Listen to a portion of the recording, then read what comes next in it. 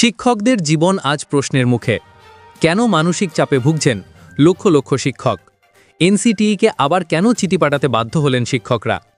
Supreme কোর্টে TET বাধ্যতামূলক রায়ে কি ভেঙে পড়ছে শিক্ষক সমাজের মানসিক ভারসাম্য?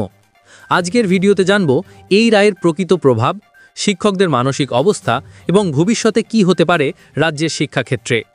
শিক্ষকদের ওপর মারাত্মক প্রভাব, এনসিটিইকে ফের চিঠি রাজ্যের শিক্ষকদের, বাধ্যতামূলক টেট, মামলায় ছাড়পত্রের আবেদন।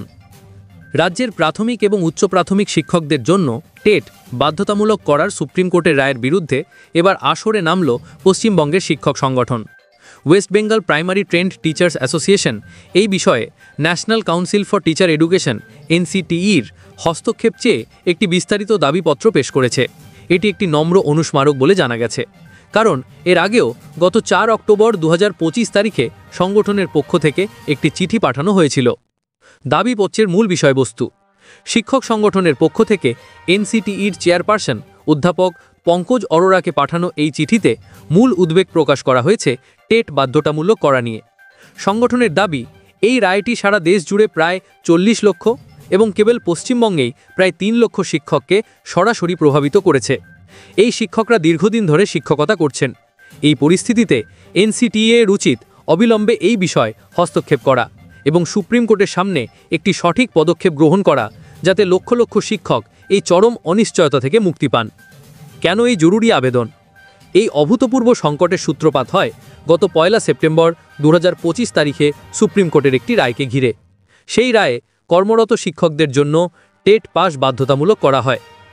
শিক্ষক সংগঠনের মতে, এই রায়ের ফলে প্রাথমিক এবং উচ্চ প্রাথমিক স্তরের লক্ষ লক্ষ শিক্ষক, যারা বছরের পর বছর ধরে নিষ্ঠার সাথে কাজ করে আসছেন, তারা হঠাৎ করেই এক চরম মানসিক উদ্বেগের মধ্যে পড়ে গেছেন। চিঠিতে উল্লেখ করা হয়েছে যে এই রায়টি শিক্ষকদের মধ্যে এতটাই গভীর প্রভাব ফেলেছে যে পরিস্থিতি অত্যন্ত উদ্বেগজনক হয়ে উঠেছে। শিক্ষকদের ওপর মারাত্মক প্রভাব: সংগঠন তাদের চিঠিতে জানিয়েছে যে এই রায়ের ফলে সৃষ্ট মানসিক চাপ সহ্য করতে না পেরে বিভিন্ন রাজ্যে কিছু শিক্ষক আত্মহননের পথ বেছে নিয়েছেন বলে ন্যাশনাল মিডিয়ার খবরে জানা গেছে। শুধু তাই নয়, আকস্মিক হৃদরোগে আক্রান্ত হয়েও কিছু শিক্ষকের মৃত্যুর খবর পাওয়া গেছে।